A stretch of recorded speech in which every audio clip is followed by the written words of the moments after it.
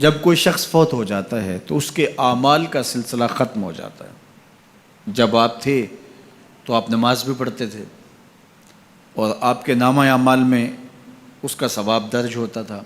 اب آپ چلے گئے دنیا سے تو نمازوں کا سلسلہ ختم ہو گیا۔ آپ صدقہ دیتے تھے، اس کا ثواب آپ کو دیا جاتا تھا، اب آپ نہیں دے سکتے۔ آپ تسبیحات کرتے تھے، آپ کسی کی مدد کرتے تھے، آپ لوگوں کو راستہ دکھاتے تھے، راستے میں پڑی ہوئی چیز اٹھا لیتے تھے، کسی پیاسے کو پانی پلا دیتے تھے، کسی بھوکے کو کھانا کھلا دیتے تھے، کسی برہنہ وجود کو لباس دے دیتے تھے، کسی کا بیٹھ کے دکھ سن لیتے تھے، کسی کی مشکل میں کام آ جاتے تھے۔ آپ حج کرتے تھے، آپ عمرے کرتے تھے، آپ قرآن مجید کی تلاوت کرتے تھے۔ یہ کتنے اعمال خیر تھے جو آپ بجا لاتے تھے، لیکن جب موت آئی تو یہ سب کچھ ختم ہو گیا۔ الا من ثلاثہ، لیکن 3 اعمال کا ثواب ہے جو اس کے نامہ اعمال میں درج ہوتا رہتا ہے۔ وہ کون سی 3 چیزیں ہیں سنیے، اور یہ اعمال اپنی زندگی میں کمائیں تاکہ نامہ اعمال کبھی بھی جو ہے وہ بند نہ ہوں اور یہ چیزیں درج ہوتی رہیں۔ سب سے پہلی چیز صدقہ جاریہ، ایسا صدقہ کہ جو جاری رہے۔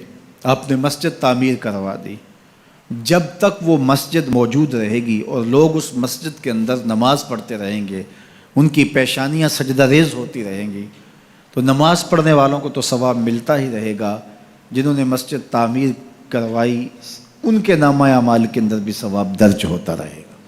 صدقہ جاری، مدرسہ تعمیر کروا دیا، آپ نے کوئی ہاسپٹل بنوا دیا، آپ نے انسانی ضرورت کے لیے پانی کا کنواں کھدوا دیا، اور کوئی اور ایسی چیز کہ جو آپ کے بعد بھی جس کا فیض لوگوں تک پہنچتا رہے، وہ فیض رساں چیز جب تک موجود رہے گی اور اس کا فیض لوگوں تک پہنچتا رہے گا تو نامہ اعمال میں ثواب درج ہوتا رہے گا۔ دوسری بات، او علم ینتفع بہ، یا علم جس سے لوگوں کو نفع پہنچتا ہے۔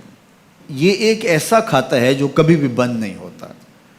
آج میں اگر حضور علیہ السلام کے فرامین آپ کے سامنے رکھ رہا ہوں اور آپ اس کو سن رہے ہیں، اور اللہ توفیق عمل بھی نصیب فرمائے، تو مجھے بتائیے، مجھے تو اس کا ثواب ہو ہی رہا ہے۔ اب جس استاد نے مجھے پڑھایا ہے اور یہ سکھایا ہے، یہ جتنے لوگ سن رہے ہیں سب کا ثواب میرے استاد کے نامہ اعمال میں درج ہو رہا ہے، اور میرے جیسے اور بھی شاگرد ان استادوں کے جو اگر یہ کام کر رہے ہیں تو ان کا ثواب بھی استاد کے کھاتے میں درج۔ اب اس کا ثواب پھر ان کے استاد کے کھاتے میں درج، اور پھر ہمارے استادوں کے جتنے بھی ہم سبق تھے سب کا ثواب ان استادوں کے کھاتے میں درج، اور پھر ان کا ان کے کھاتے میں، اور یہ چلتے چلتے حضرت ابو ہریرہ کے کھاتے میں چلا گیا، اور پھر ان کا ثواب رسول کریم کے کھاتے میں گیا۔ اللہ اکبر۔ تو بات کر رہا تھا کہ اس طرح کھاتے بڑھتے چلے جاتے ہیں اور نامہ اعمال میں ثواب درج ہوتا چلا جاتا ہے۔ او علم ینتفع بہ، ایسا علم جو نفع دیتا ہے۔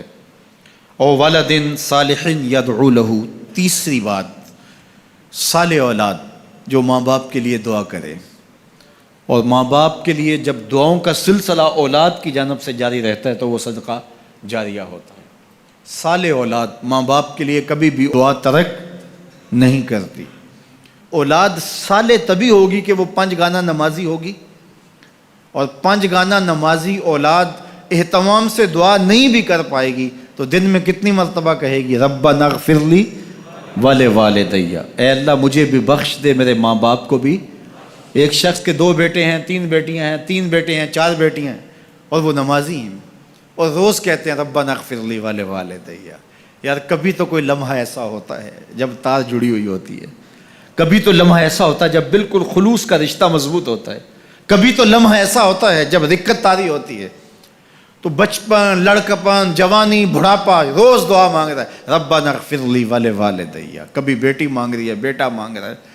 تو صالح اولاد کی دعائیں ماں باپ کے درجوں کی بلندی کا ذریعہ ہے۔ تو 3 چیزیں ارشاد فرمایا کہ یہ منقطع نہیں ہوتی، صدقہ جاریہ، علم نافع، اور صالح اولاد۔